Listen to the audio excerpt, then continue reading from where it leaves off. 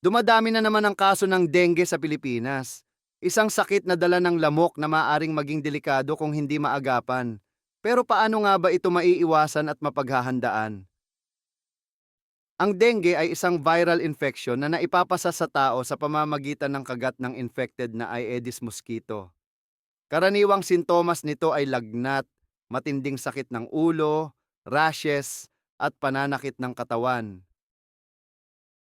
Kapag kinagat ka ng lamok na may dengue virus, maaaring lumitaw ang mga sintomas makalipas ang 4 hanggang 10 araw. Ang lamok na ito ay madalas makita sa mga lugar na may malinis na stagnant water tulad ng plorera, gulong at balde. Mas mataas ang panganib ng dengue sa mga lugar na maraming nakatiwangwang na tubig, lalo na tuwing tag-ulan. Kaya't importante ang pagiging mapagmatyag at maagap sa paglilinis ng ating paligid. Ang Aedes aegypti mosquito ay may puti at itim na guhit sa katawan. Mas aktibo ito sa umaga at hapon, kaya dapat tayong maging alerto sa mga oras na ito. Kapag ikaw ay nakakaranas ng mataas na lagnat na umaabot ng 40 degrees Celsius, matinding pananakit ng ulo, pagsusuka at rashes, magpatingin agad sa doktor. Ang maagang aksyon ay maaaring magligtas ng buhay. Isa pang importanteng senyales ng dengue ang pamumula ng balat o rashes. Ito ay parang maliliit na pulang pantal na kumakalat sa katawan, lalo na sa braso, hita at likod. Huwag balewalain ito. Kapag lumala ang dengue, maaaring magkaroon ng internal bleeding, hirap sa paghinga, at organ failure. Ito ay tinatawag na severe dengue na maaaring humantong sa kamatayan kung hindi maagapan. Linisin ang paligid. Siguraduhing walang naiipong tubig sa gulong, bote at timba. Ang mga ito ay paboritong pangingitlugan ng lamok. Magsuot ng mahahabang damit at gumamit ng mosquito repellent para maiwasan ang kagat ng lamok, lalo na kung nasa labas ka ng bahay. Para sa dagdag proteksyon habang natutulog, gumamit ng kulambo. Nakakatulong ito upang maiwasan ang pagkagat ng lamok, lalo na sa mga bata. Mag-spray ng insecticide sa mga madidilim na sulok ng bahay. Maaari ring gumamit ng mosquito traps para mabawasan ang populasyon ng lamok. Mahalaga rin ang pagtutulungan ng komunidad.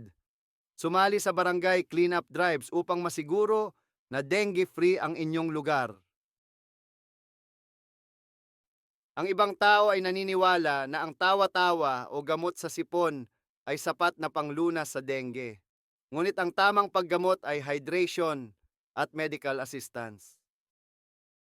Tawa-tawa, euphorbia hirta, at dengue.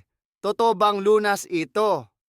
Ang tawa-tawa ay isang halamang gamot na madalas ginagamit sa Pilipinas bilang natural na remedyo sa dengue. Pero tandaan, hindi ito napatunayang lunas sa dengue ayon sa agham.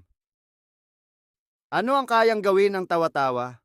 Una, nakakatulong daw sa pagtaas ng platelet count na mahalaga dahil ang dengue ay nagpapababa nito. Pangalawa, nakakatulong sa hydration dahil ang pag-inom ng tawa-tawa tea ay nagdadagdag ng fluids sa katawan.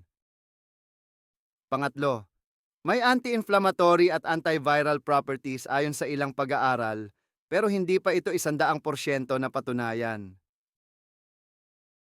Ano ang hindi kayang gawin ng tawa-tawa? Una, hindi nito pinapatay ang dengue virus o pinipigilan ang pagkalat nito sa katawan. Pangalawa, hindi ito kapalit ng tamang gamutan tulad ng IV fluids, blood transfusion, kung kailangan, at hospital care. Medical advice, hindi inirerekomenda ng mga doktor ang pag-asa sa tawa-tawa bilang pangunahing gamot.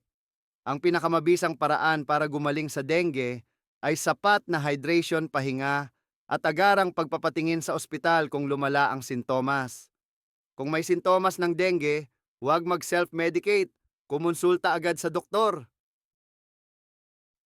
Painumin ng maraming tubig ang pasyente upang maiwasan ang dehydration. Dalhin agad sa ospital kung lumala ang kondisyon. Ang regular check-up ay mahalaga upang matiyak na hindi lumalala ang dengue. Huwag baliwalain ang payo ng doktor. Kumain ng masustansyang pagkain, magpahinga ng sapat, at uminom ng maraming tubig upang mabilis gumaling mula sa dengue.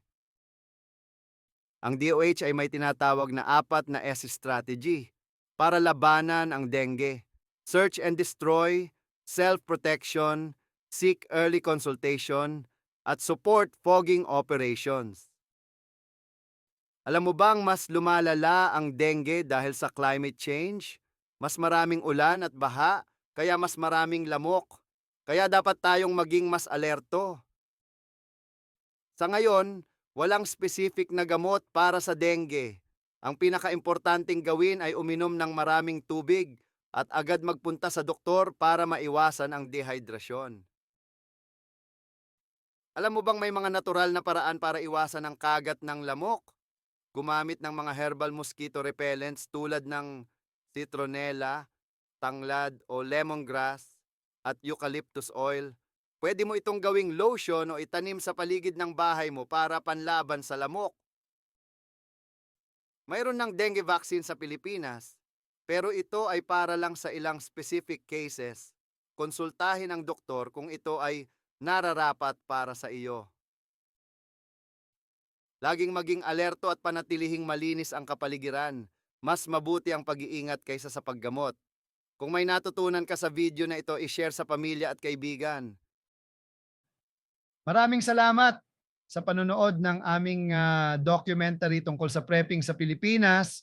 Huwag kalimutang mag-like, mag-share at mag-subscribe para sa iba pang mga informative na videos.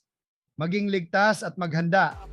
Sandata, survival suit para sa kinabukasan natin, di ba? Pinoy